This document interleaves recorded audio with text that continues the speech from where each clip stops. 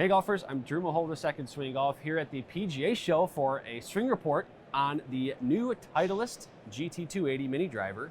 Tom Fisher's joining me, Director of Product Marketing at Titleist. The GT280, we've been really excited since we first heard about it. Yep. I know you guys have been excited for a lot longer than that in terms of the testing and the prototyping that you've done. So Tom, this is it's kind of the age of the mini driver is starting to take off here a little bit. Yeah. People are realizing the benefits of it.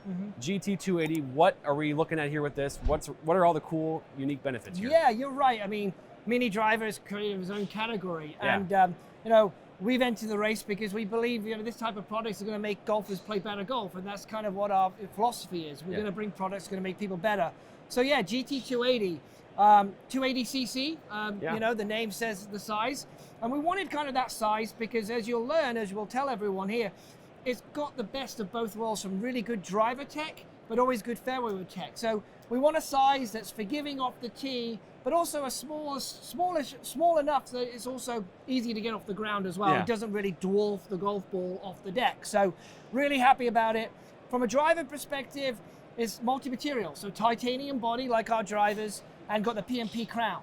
So we've obviously got that weight savings, that we can redistribute that mass to get the CG where we want it, to promote a high launch, low spin from the tee, like a driver. From a fairway wood perspective though, we want it versatile. We want to be able to have golfers play it off the ground because the likelihood they're going to take a 3-wood out the bag, to put this in. So what we've got is we've got an L-cup face on this, just like our fairway woods. And as an L-cup face, as you know, it's a thinner the material we use is thinner and stronger, which allows the bottom of the sole to flex more. So when you're hitting it low in the face, that technology is going to help launch the ball in the air. Sure.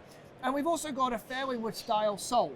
So it's a lot wider, a lot flatter, and a sharper leading edge. So that will promote hitting the ball higher in the face, which is what you want from a fairway wood to launch the ball in the air. So we could be thrilled. A lot of excitement about this product, and we're ready to launch it. And in terms of the fitting perspective now, I know we got to talk about, well, number one, the SureFit hosel there. SureFit hosel has been, the favorite thing among our second week swing fitters, all the options that you have.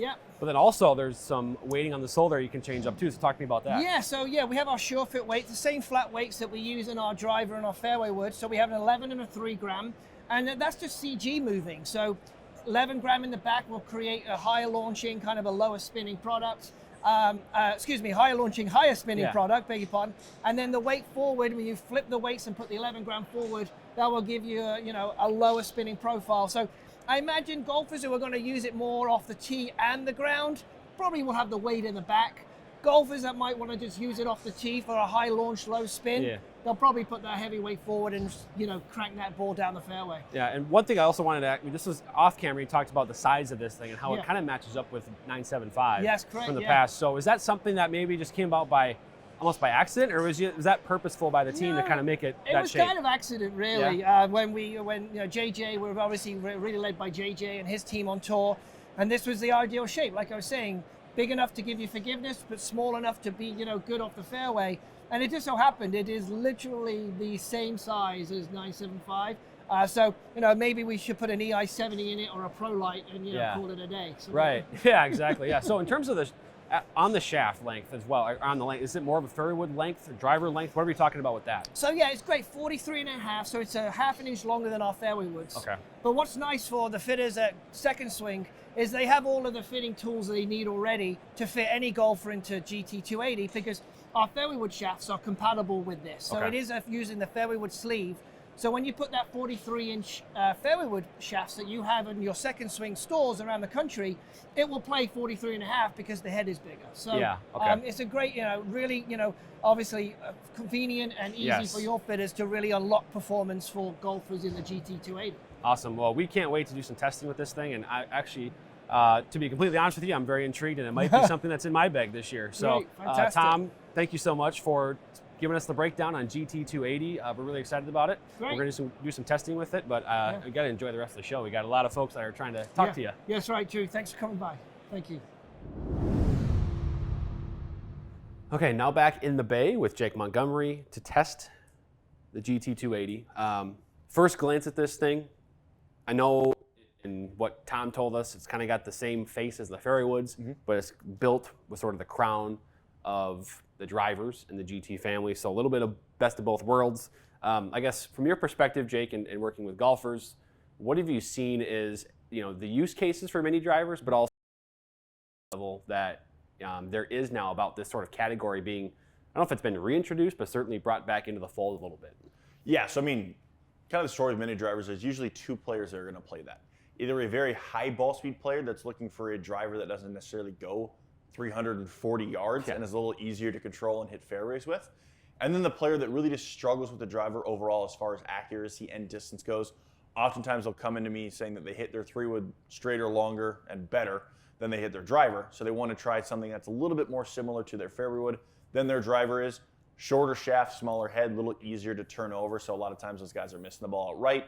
3-wood stays a little straighter for them. The 280 is definitely more fairway oriented than some other mini drivers out there.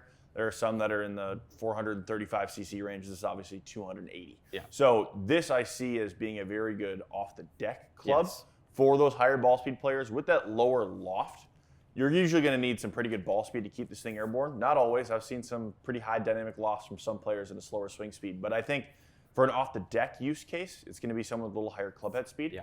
Otherwise, it's going to be a player that's just looking for an easier to hit, easier to turn over driver. Yeah, so we'll hit a few both off the mat here, and then we'll tee it down low and see what happens. I should also note I know there's always questions about the shaft and the setup here, so we've got in the A1 setting with the hosel, and this is the offering that, the stock shaft that Titleist sent us to test here, the 1K blue, Tensei 1K blue 65S.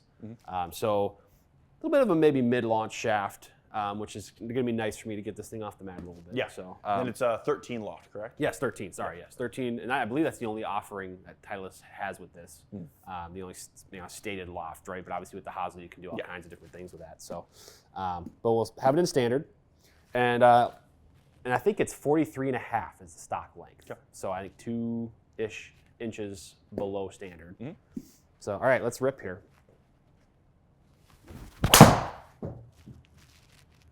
Do we want to start?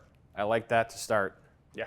So, and that's kind of interesting because, off the deck with this club, you're probably trying to get, spin in the upper 2000s, maybe around 3000 probably. Just because if you're going to hit it off the deck, you probably don't want to get some sort of lift and, launch and spin on it. For sure. I definitely don't want to see driver spin out of this, like low 2000s. Yeah. I mean, honestly, that 3200 window, I'm pretty happy with. Yeah. About 100 feet of height, like that is a very usable fairway wood for you.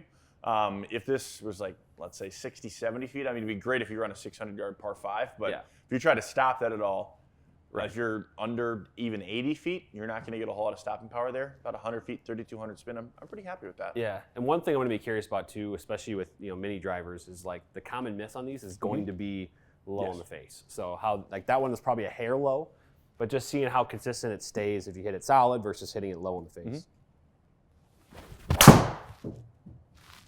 That's a good one. Oh yeah.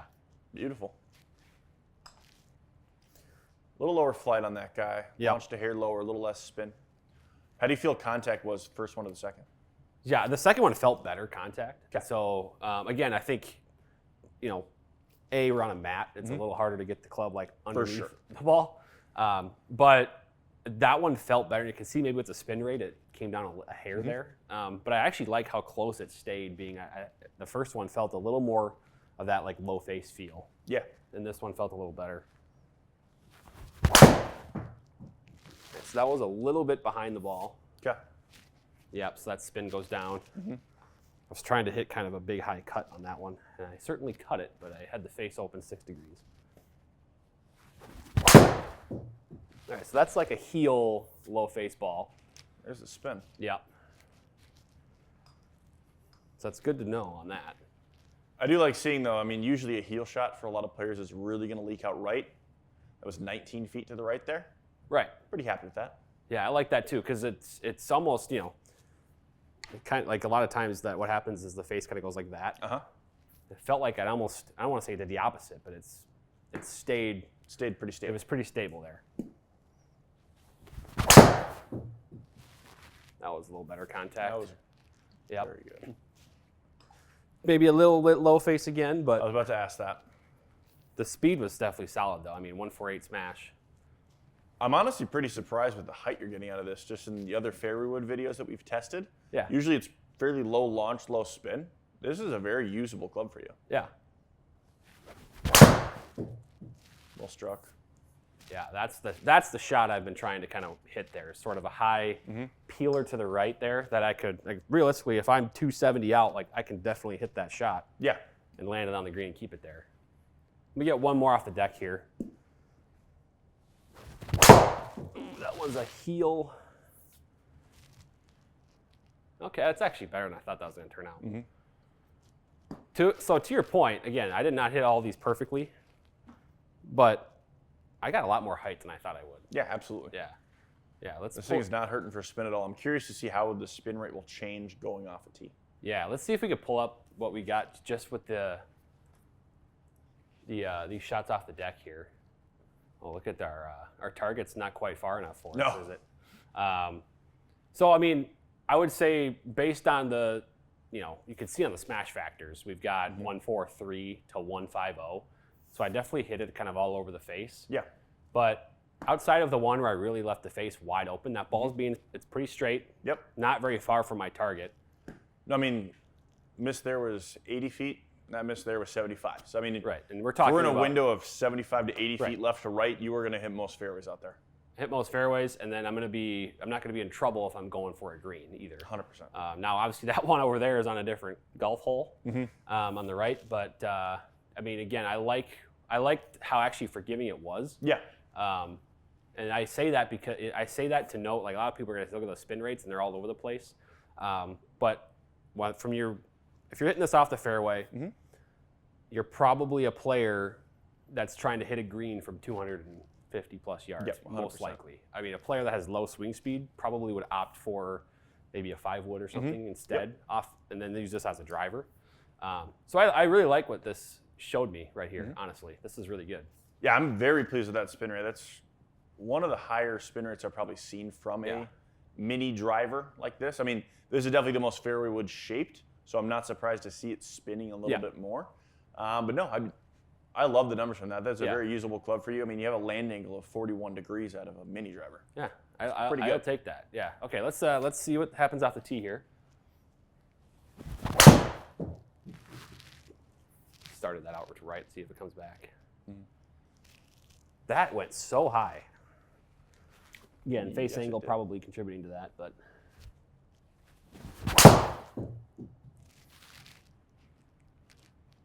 Okay.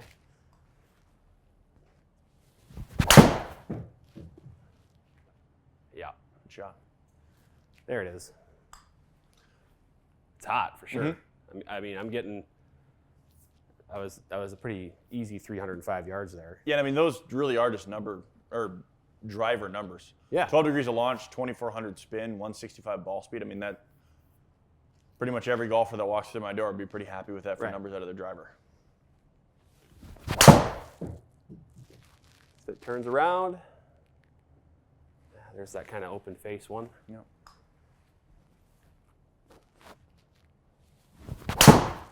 Someone at your speed playing a 13-degree fairway, or driver, I should say, I would be expecting that spin rate to be up in the 3,000, 3,500 range. Okay. Because, right now I'm kind of hovering. I would say my good strikes with this right now are kind of in that high 2,000s range there. Yep. And that's pretty perfect for this club. Ooh, that was hard off the toe. Didn't spin because of that toe ball. Yep. Good job. There we go. Yeah. Ooh, interesting on the spin on that one. See, that felt. Take a look at that impact. Yeah, I was going to say. Once. It felt pretty solid, but maybe I'm missing it. Okay, I didn't pick up it. Huh. Well, nonetheless, I mean, I'm going to take that off the tee. It's just a little shorter than I would have thought. Maybe a quick look at those numbers, just comparing the two of them, or the two, the off tee versus off turf there. So not surprising, going to get a little bit more distance, maybe a little lower spin, higher launch off the tee. Anything else jump out at you here a ton? I mean, again, the same club, same settings, just adding a tee. So I mean, ball speed. I think you're used to swinging something a little faster off the tee. So you swung at that 2 miles an hour faster when we teed it out. Ball speed jumped about 4 miles an hour, which explains that jump just in total distance. But yeah, I'm not shocked to see that spin rate go down. You're going to swing up at it a little bit more off a tee than off the ground. Launch came up. You were just leaving your hands a little bit more open as well. I think, again, that's more of a driver tendency. You're used to hitting a bigger draw with it. So I think a few more swings, you'd kind of get that right miss a little bit more dialed in, just kind of feeling like you can close that face a little more comfortably. Sure.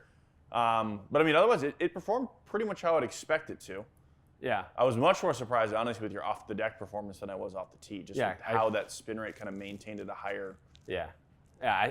I would just say too. I think, this for a mini driver was for me. It was much easier to get just launched in the air, and I know I had a couple that were low in the face, which maybe helped increase the spin, which then kept it in the air longer. Yeah.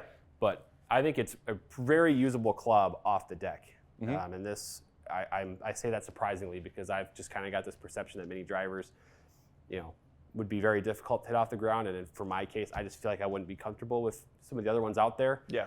But after doing this and seeing that, no, I didn't hit them perfectly, but to get the performance I did out of them, not straying too much offline there, especially with those off the deck ones, I like it a lot.